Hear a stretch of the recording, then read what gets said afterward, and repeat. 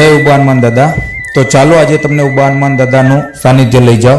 તો આ વિડીયો પૂરો જોજો એટલે તમને જાણ થાય કે ઉબા હનુમાન દાદાનો શું મહિમા છે। હવે આપણે થોડીક જાણી લઈએ કે ઉબા હનુમાન દાદા જવા માટે સુરતથી 100 કિલોમીટરના અંતરે આવેલું છે, જે તમને બારડોલીથી પણ જવાય છે અને કિમથી પણ જવાય છે અને વલથાણ ગામથી પણ જવાય છે। જે બારડોલીથી જઈને માંડવી થઈને ઉમરપાડા થઈને જવાય છે અને કિમથી જવું હોય તો ઝંખવાવ થઈને જવાય છે। તો ચાલો જઈએ ઉબા હનુમાન દાદાના ધામમાં।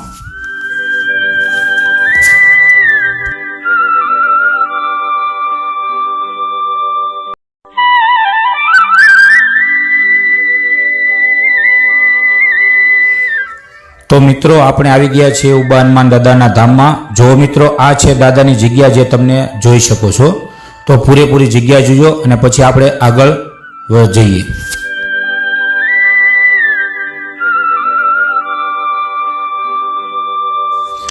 મિત્રો અને આ જો દાદાનો મંદિરનો ધૂણો છે, જ્યાં લોકો શ્રીફળ ધૂણામાં મૂકે છે અને દર્શન કરે છે।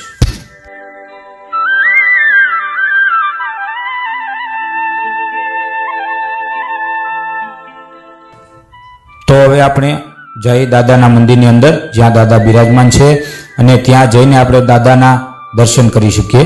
તો ચાલો આપણે દાદાના દર્શન કરીએ।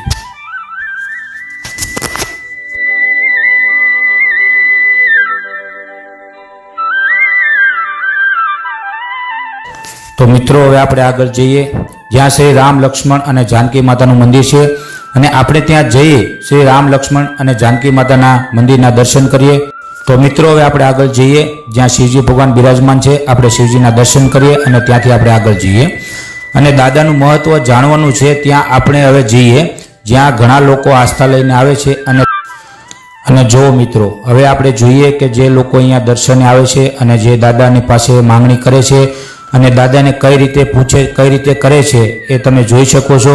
અને આ બધું આપણને રીતસર સમજાવે એવા શ્રી યોગેશભાઈ પટેલ જણાવશે દાદાનું શું મહત્વ છે। તો આપણે વિડીયોની સાથે બનતા રહીશું અને વિડીયો પૂરો જોજો એટલે તમને આગળનું ખ્યાલ આવે। તો મિત્રો હવે આપણે સાંભળીએ દાદા વિશે કઈ રીતે કામ થાય છે અને કઈ રીતે આપણે દાદાને પૂછવું અને કઈ રીતે આપણને જવાબ આપે છે તે આપણને શ્રી યોગેશભાઈ પટેલ જણાવશે કે દાદાને કઈ રીતે પૂછવું, કઈ રીતે તમારું કાર્ય કરાવવું અને કઈ રીતે આ થાય છે તે હવે આપણે સાંભળીએ શ્રી યોગેશભાઈ પટેલના મુખેથી। હનુમાનજી મહારાજ મૂર્તિનું દાદા હાજર છે, કઈ રીતે જવાબ આપે છે કે દાદાને આપણા કોઈ પણ પ્રશ્ન હોય અને દાદાને કહી કે દાદા અમારું કામ થાય એમ હોય તો મૂર્તિ ઊંચી થવી જોઈએ અને મૂર્તિ ઊંચી થાય। હવે આ મૂર્તિ આપણે ઊંચી કરી લીધી, મૂર્તિ ઊંચી થાય પછી આપણે કામ હું પૂછું કામ કે દાદા જય ઉબા હનુમાનજી મહારાજ, જય ગણપતિ દાદા।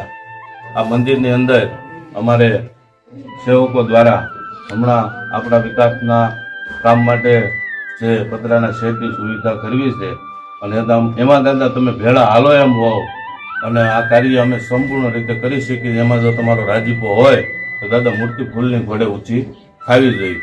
જય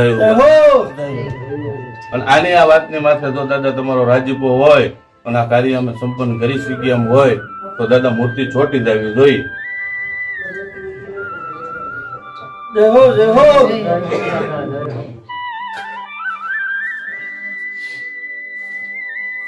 આ રીતે દાદાને સવાલ પૂછવાના છે।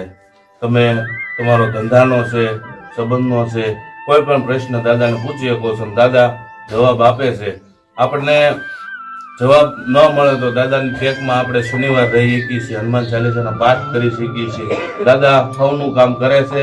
તો જે કોઈ મિત્રો ભક્તો અહીંયા આવો તો દાદાને આ રીતે પ્રશ્ન તમે પૂછી શકો કે એકવાર પૂછવાનું દાદા મૂર્તિ ઊંચી થવી જોઈએ ને એકવાર કહેવાનું દાદા મૂર્તિ છોટી જવી જોઈએ। છોટી જાય એટલે તમારું કામ સંપન્ન થાય ને પોતે તમારે જ બેહવાનું છે। ભાઈ દુઃખ આપણું છે, પ્રશ્ન આપણો છે, આપણે બેહવાનું છે, આપણે ઉપાડવાની છે। આમાં વચ્ચે કોઈ બાપુ નથી, કોઈ ભુવા નથી, કોઈ દોરો નથી।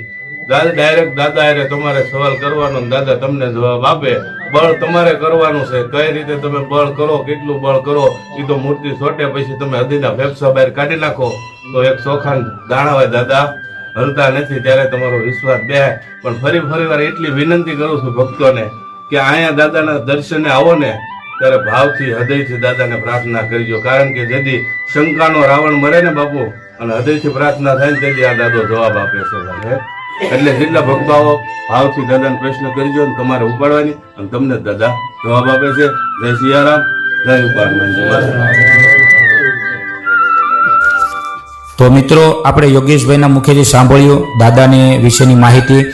તો તમને પણ સારી લાગી હશે અને તમે પણ આવવા અહીંયા ઉત્સુક હશો તો આવી શકો છો.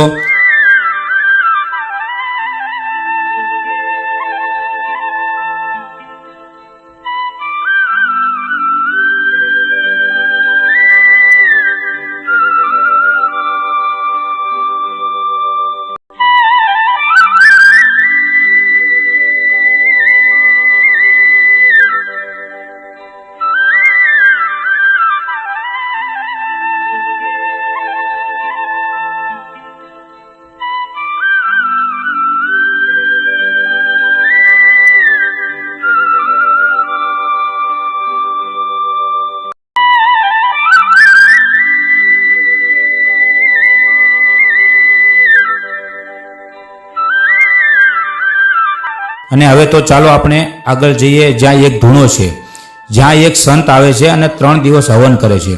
અને હા, હવન પૂરો થઈ જાય એટલે સંત ત્યાંથી અદૃશ્ય થઈ જાય છે. તો જુઓ આ ધૂણો.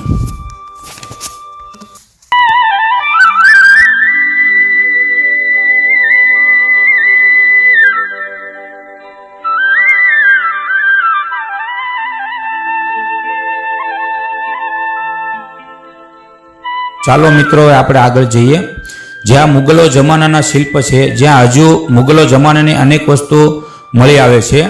તો એ શિલ્પ આપણે જોઈએ અને તમને પણ જોવાની મજા આવશે અને તમે પણ જોઈ શકો છો.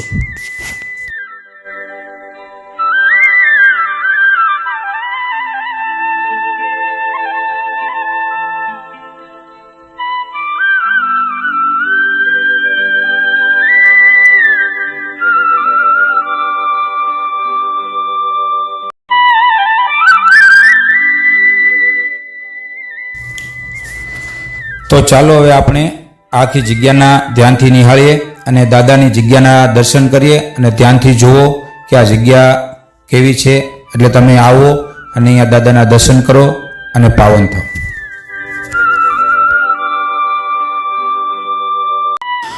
તો મિત્રો તમને અમે દાદાના દર્શન કરાવ્યા જે ઊભા હનુમાન કહેવાય છે. તો અમારો વિડીયો જો તમને ગમ્યો હોય તો લાઈક કરજો, શેર કરજો અને સબસ્ક્રાઈબ કરવાનું ભૂલતા નહીં. અને હા, બેલ આઇકન દબાવવાનું તો ભૂલતા જ નહીં, એટલે તમને આગળના વિડીયોનું નોટિફિકેશન મળતું રહે. અને અમારો વિડીયો પૂરેપૂરો જોજો અને લાઈક, શેર અને સબસ્ક્રાઈબ કરતા રહેજો. અને હા, એટલે આગળના વિડીયોનું તમને માહિતી મળતી રહે.